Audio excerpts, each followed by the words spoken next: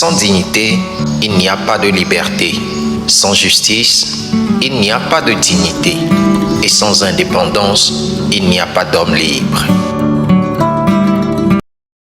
Vous l'aurez deviné, nous traitons aujourd'hui d'un terme qui rend compte d'une partie de l'histoire et des liens complexes entre Paris et ses anciennes colonies, de la convoitise des ressources naturelles, de l'avarisme, la recherche du profit, mais surtout des priorités stratégiques de la France, qui est vue par beaucoup d'Africains comme une hypocrisie des référendums en Afrique par la France du général de Gaulle. Voici l'histoire de la France-Afrique sans tabou.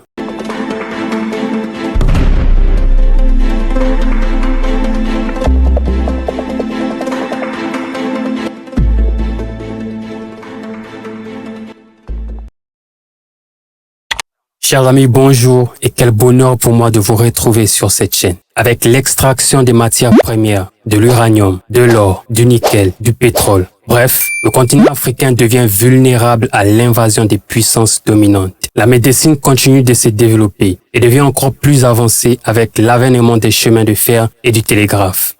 Ce fut le début de la révolution industrielle. L'Afrique est convoitée par les puissances dominantes qui ont bien plus besoin des ressources naturelles et c'est dans ce contexte que les Européens multiplient les expéditions vers ce continent pour des raisons économiques et de prestige. Face à cet intérêt grandissant, le chancelier allemand Bismarck convoque une conférence en 1884 à Berlin pour établir les règles du jeu. Les instructions sont claires. Faites tout ce que vous pouvez jusqu'à rencontrer une résistance. Contre toute attente, la France a gagné, se consolant avec toute la côte ouest africaine. Ce que l'on comprend, c'est que la France vient de tomber aux mains de l'Allemagne, annexant ainsi l'Alsace-Lorraine. Bismarck a donc tenté d'apaiser secrètement Paris avec les concessions faites au continent africain. En effet, nous sommes en 1914, lorsque le prince héritier François Ferdinand est assassiné par un nationaliste ferme. L'Allemagne envahit alors le Luxembourg, la Belgique, sans réelle résistance. Et la France, elle, profite pour restaurer l'Alsace-Lorraine. C'est le début de la Première Guerre mondiale. Nous sommes en 1918. L'Allemagne et ses alliés sont vaincus et perdent leurs colonies africaines, que la France occupe à la hâte. Paris hérite ainsi du Togo, du Cameroun, du Niger, du Mali, du Burkina Faso, faisant ainsi ce qu'elle veut dans toute l'Afrique. Mené par un certain Adolf Hitler, qui lui-même a combattu contre les Français, l'Allemagne se remettait lentement de sa défaite. Au lendemain de la guerre, l'Europe sort de là complètement dévastée et ruinée, faisant du chapitre colonial de l'Afrique un problème épineux, d'autant plus que les Africains combattaient aux côtés des Alliés. Le sentiment du côté africain était independence and freedom. Pour le général de Gaulle, abandonner les colonies africaines qui constituaient la base de sa puissance impériale était impensable. L'appétit du continent pour les ressources naturelles n'est plus seulement l'attribut du avarisme en quête du profit, mais va bien au-delà. C'est une priorité stratégique. Ensuite, vient le voyage de 9 jours vers l'Afrique par le général de Gaulle. Sur les rives du Congo-Brazzaville, de Gaulle va jusqu'à séduire le peuple en disant que s'il n'était pas d'accord avec le projet constitutionnel, il voterait simplement non sans aucune conséquence. Pour bien comprendre le contexte, nous sommes en 1958. À la demande du général de Gaulle, Paris propose un projet constitutionnel pour ses anciennes colonies dans le but de les accompagner jusqu'à l'indépendance, tout en restant sur les bonnes grâces de Paris. Si la majorité des colonies étaient favorables, il n'y avait pas de consentement de la Guinée-Conakry. La réponse de Sékou Touré restera à jamais dans l'histoire.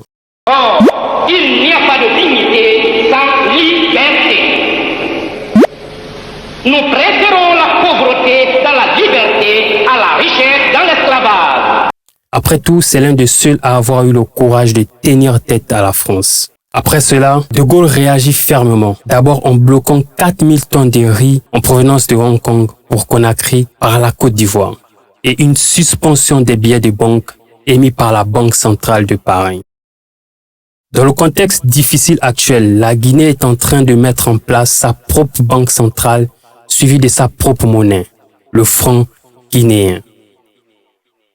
Cela a commencé à devenir trop. La France lance alors l'opération Percé. Il faut donc provoquer un effondrement économique du pays, puis encourager la rébellion armée contre le gouvernement guinéen et ses coutumiers. Et tout cela avec l'aide de Monsieur Afrique Jacques Foccart.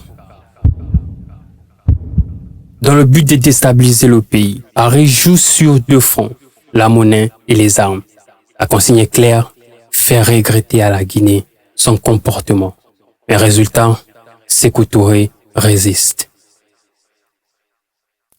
Ainsi, d'une certaine manière, la France n'avait aucun choix de coopérer avec les services de Jacques Foccart en faisant contrôler à distance les dirigeants depuis Paris, en assurant un parapluie militaire à ceux qui coopéraient dans le seul but de maintenir l'importation des matières premières africaines. En quelques mois seulement, dans les années 1960-1961, les États de la communauté française accèdent à leur indépendance. En effet, des agents secrets français sont postés à proximité de chaque dirigeant africain et parfois même directement au palais présidentiel pour tirer les ficelles sur les dossiers majeurs. Ceux qui ont accepté de participer au pillage de leur pays sont devenus des dirigeants démocratiquement légitimes et ont reçu d'importants pots de vin. Telle est donc la véritable stratégie de la France de Jacques Foccart pour contrôler à distance les dirigeants africains qui sont en réalité que des simples marionnettes de Paris. À travers sa société d'import et export Safiex, Jacques Foccart met en place un réseau secret qui a permis de financer le fonds électoral du général de Gaulle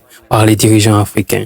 Et tout ça avec les ressources naturelles du continent. C'est ainsi le complot des élites africaines parfaitement satisfaites de la complicité du pillage de leur pays. Évidemment, tout cela est un peu abstrait et facile à dire sans exemple que je serai heureux de vous exposer dans la prochaine vidéo. C'était Kevin Joga et au plaisir de vous revoir.